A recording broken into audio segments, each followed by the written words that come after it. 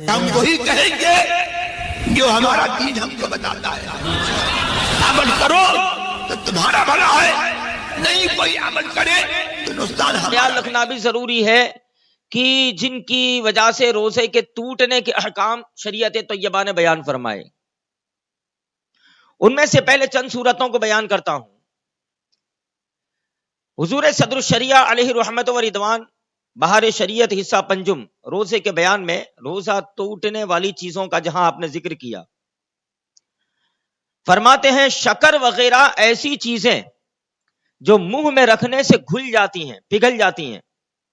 شکر ہے, مصری ہے, منہ میں رکھی اور تھوک نکل گیا تو روزہ جاتا رہا, روزہ ٹوٹ جائے گا.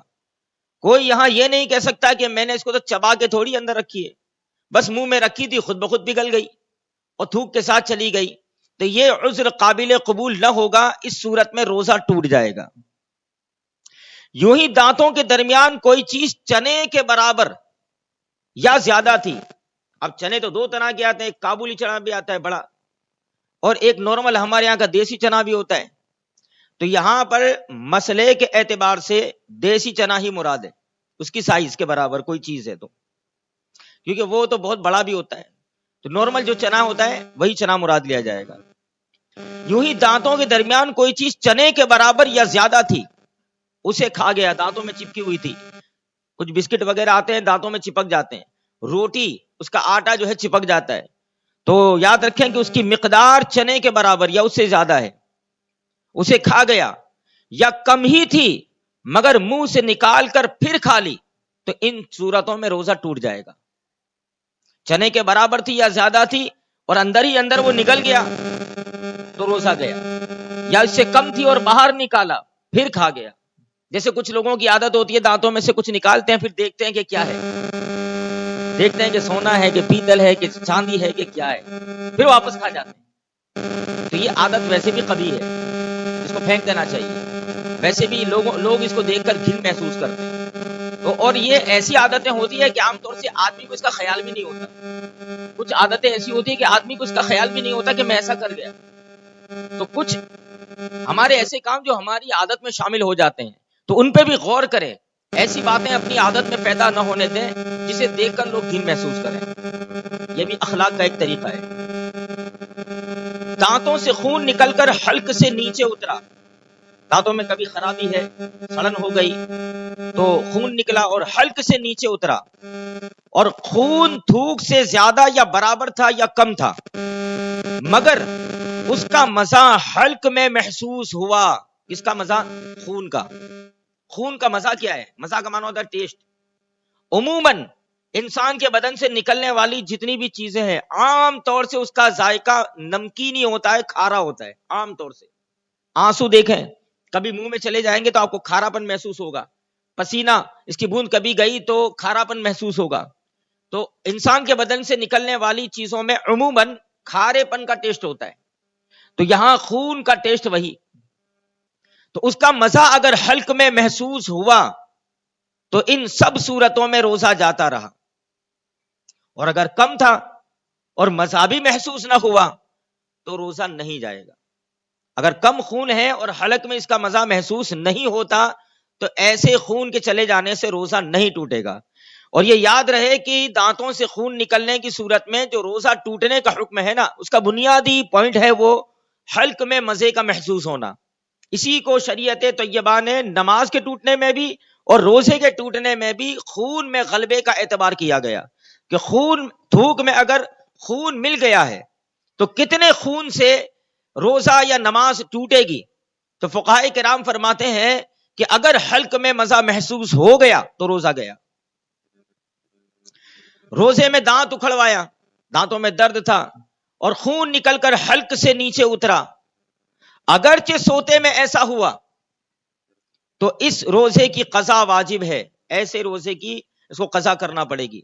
نیند کی حالت میں اگر دانت اکھاڑ لیا کہ بیداری کے عالم میں وہ اکھاڑنے سے منع کر رہا تھا, اب کسی نے وہ سو رہا تھا اس وقت اکھاڑ لیا اور خون نکلا اور حلق سے نیچے اترا, تو ایسے روزے کی قضا واجب ہے, اس کو لوٹانا پڑے گا.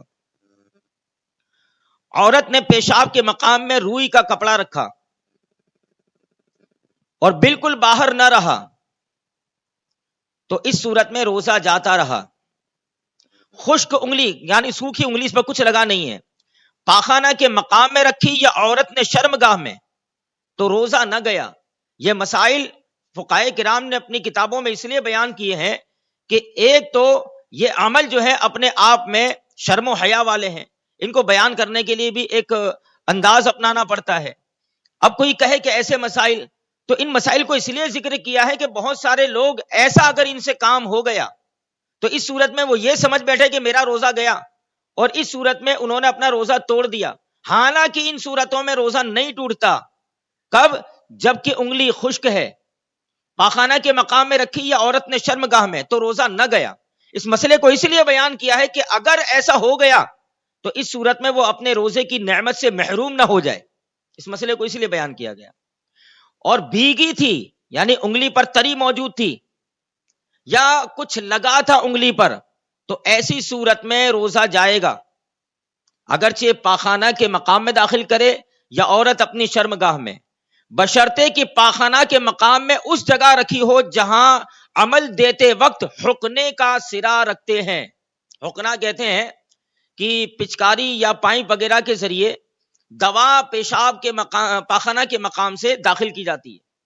حقنے کا علاج اب بھی ہوتا ہے کہ کبھی حلق کے ذریعے دوا اتارنا مشکل ہو جاتا ہے تو پاخانہ کے مقام سے بھی دوا داخل کی جاتی ہے. آج بھی اس کا علاج ہوتا ہے. تو اگر اس طریقے سے علاج کیا گیا تو اب یہ کون سا مقام ہے؟ یار آگے کہ خاص کر جیسے ایک مسئلہ جو ہے یہ رمضان المبارک میں بہت فاسٹ گھومتا ہے کہ اگر آپ استنجا کرو تو خوب، اس میں اتنی شدت سے اس مسئلے کو بیان کیا ہے کہ بہت سارے لوگوں نے روزے کی حالت میں پیشاب پخانہ کرنا چھوڑ دیا ہے روزہ ٹوٹنے کے ڈر سے. یاد رہے کہ کہاں تک پہنچے گا. تو اس کے بارے میں رد المحتار میں ہے الموضع الذی ینسب منہ الدواء الی الامعاء، کہ پاخانہ کی مقام میں وہ جگہ جہاں پر دوا پہنچنے سے وہ معدے تک چلی جاتی ہے. اس بات کو کوئی طبیب حاذق اچھے سے آپ کے سامنے ایکسپلین کر پائے گا کہ وہاں تک اگر پانی کی تری یا دوا پہنچی کہ وہاں پہنچنے کے بعد وہ واپس باہر نہیں آتی، وہ معدے تک چلی جاتی ہے. اس مقام کو حقنا کا مقام کہا جاتا ہے. اور اس کے لیے، اور یہ صورت عام طور سے ان لوگوں کو پیش آتی ہے جنہیں بھگندر یا پائلس کی بیماریاں ہوتی ہے، ان کے لیے یہ مسئلہ بڑا سنگین ہوتا ہے.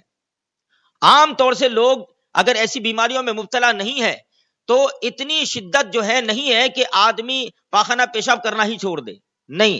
ہاں، اس میں اتنا احتیاط کرے کہ زیادہ ڈھیلا مقام کو نہ چھوڑے اور دھو لینے کے بعد اسے پوچھ لے تاکہ تری کے اندر چلے جانے کا کوئی خطرہ یا شک اور وہم نہ رہے.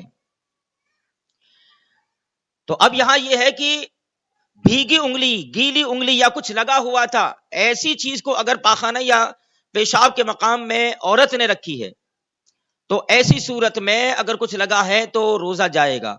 اب یہ اسی مسئلے پر ایک نیا مسئلہ، حمل چیک کرانے کے لیے الٹرا ساؤنڈ سونوگرافی ہوتی ہے، جس میں ایک آلے پر، ایک مشین پر کچھ لوشن کی طرح لیپ لگا کر یا کوئی دوا لگا کر عورت کی شرمگاہ میں داخل کر کے حمل کا جائزہ لیا جاتا ہے کہ حمل کی صورت کیا ہے. پہلے تو یہ کہ اپنے آپ میں یہ عمل ناجائز ہے کہ اس میں خام خواہ ہمارے گھر کی عزتوں کو بے ستری کا شکار ہونا پڑتا ہے. اور کوئی کہے کہ لیڈی ڈاکٹر ہو تو لیڈی ڈاکٹر میں بھی مسئلہ ہے کہ مسلمان خاتون کو بلا عذر شرعی اپنا ستر عورتوں کے سامنے کھولنا بھی جائز نہیں ہے. اور خاص کر جب کوئی عورت فاسقہ اور فاجرہ ہو تو یہاں تک حکم بیان کیا کہ وہ چہرہ اور اپنے بدن کی رنگت بھی اس پر ظاہر نہ کرے، ورنہ اس کے رنگت اور حسن جمال کے بارے میں دوسرے مردوں کے سامنے وہ ذکر کر کے کبوتر بازی کر کے ناجائز تعلقات پیدا کرا دے گی. اتنا یہ نازک مسئلہ ہے. تو ان خرابیوں کی وجہ سے اس کے علاوہ اور بھی بہت سارے طریقے ہیں. تو الٹرا ساؤنڈ اگر سونوگرافی کی تو اس میں اس آلے کے اوپر دوا یا کوئی لوشن وغیرہ لگا ہے اور اس طرح اگر شرمگاہ میں داخل کر کے حمل کا جائزہ لیا گیا تو اس صورت میں روزہ ٹوٹ جائے گا. مبالغے کے ساتھ استنجا کیا، مبالغے کا مطلب ہوتا ہے خوب زیادہ، استنجا کا مطلب ہوتا ہے پیشاب پاخانہ کرنے کے بعد پیشاب پاخانہ کی جگہ کو پانی سے دھلنا، اسے کہیں گے استنجا۔ یہاں تک کہ حقنہ رکھنے کی جگہ تک پانی پہنچ گیا تو ایسی صورت میں روزہ جاتا رہا۔ حقنہ رکھنے کی جگہ کون سی ہے ہم نے بتائی، اور اتنا مبالغہ چاہیے بھی نہیں کہ اس سے سخت بیماری کا اندیشہ ہوتا ہے، یعنی پیشاب پاخانہ کے مقام کے دھونے میں، خاص کر پاخانہ کے مقام کے دھونے میں اتنے مبالغے کی ضرورت نہیں کہ آپ 3-4 ڈول تک رکو ہی نہیں، اتنا سب مبالغہ کرنے کی بھی ضرورت نہیں، اور نہ زیادہ اس کو ڈھیلا کر کے آپ کو پھیلا کے دھونے کی ضرورت ہے۔ بس جتنا مخرج معتاد ہے اس کے آس پاس جو گندگی لگی ہے اسے صاف کر لیں، اسے دھو لیں، اتنا کافی ہے، زیادہ اس میں مبالغہ کرنا بھی نہیں چاہیے ورنہ اس سے بیماریوں کا خطرہ ہوتا ہے۔ کان میں تیل ڈالا یا تیل چلا گیا تو روزہ جاتا رہا، اور پانی کان میں چلا گیا یا ڈالا تو روزہ نہیں جائے گا۔ جیسے نہاتے وقت کان میں پانی چلا گیا تو اس سے روزہ نہیں جائے گا، اس لیے کہ پانی جو ہے نا ریورس آتا ہے باہر، اور تیل وغیرہ ڈالو تو اندر چلا جاتا ہے، یہ دونوں میں فرق ہوتا ہے، اس لیے دونوں مسئلے فقہاء کرام نے الگ الگ بیان کیے۔